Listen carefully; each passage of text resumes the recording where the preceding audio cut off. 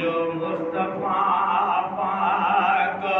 पथरो लखन में मुझो मुस्तफा पाक पथरो लखन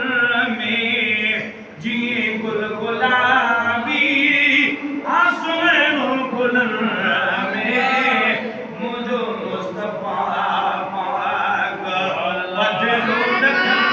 में मुझो मुस्तफा ओ हशर वेल हूंदा सवेरा जनाना तने में मोहम्मद परे खां सुञाणा असां तुंहिंजे आसरे ए शाबी शहनशाह मीर मोहम्मद ते वञूं ए हरफ दस यारा अहिड़ी रीत क़ुरान में लिखी आयत पाण अल्लाह जंहिं तोखे मञूं तंहिं मुरब खे मञूं आवाज़ आई वहवाह गुलाम नबी अरमान वार के गाफिल जा गुमराह वया निकिरी तन जाला हजन की न मञूं क़ुरान खे ओ हशर वेल हूंदा सवेरा जलाना तने में मोहम्मद परे खां सुञाणा मुदस छोटकारे जो झंडो हथन में रे जो झंडो हथन में जी गुल गुलाबी आसमानो गुलन में मुझो मुस्तफा पाक पथरो लखन में मुझो मुस्तफा ओ कंदो हर को पंहिंजी और को जान पोती मोहम्मद के मन में या उम्मती मोहम्मद के मन में या उम्मती एड़ो सब सचो आयूं देखा रे दुखन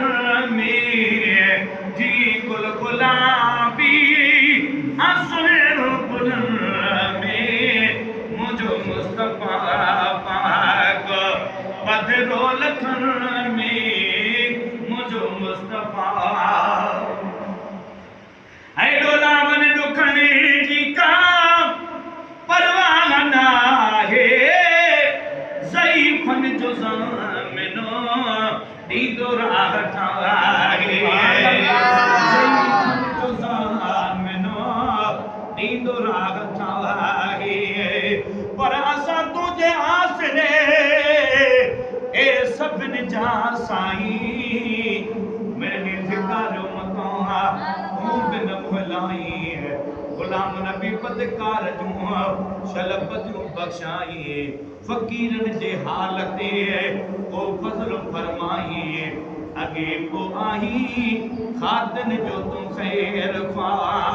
अल्लाह ऐ डोलावन दुखने जी का परवाह नाहे ज़ईफ़न जो ज़ामिनो दीदो राह ठाहे अची बीहंदो पाण सरवर सफर में जी गुल गुलाबी आसमानो गुलन में मुझो मुस्तफा सुभान अल्लाह है शुक्र कर महेसरा सुभान अल्लाह ओ शफादार मिलियो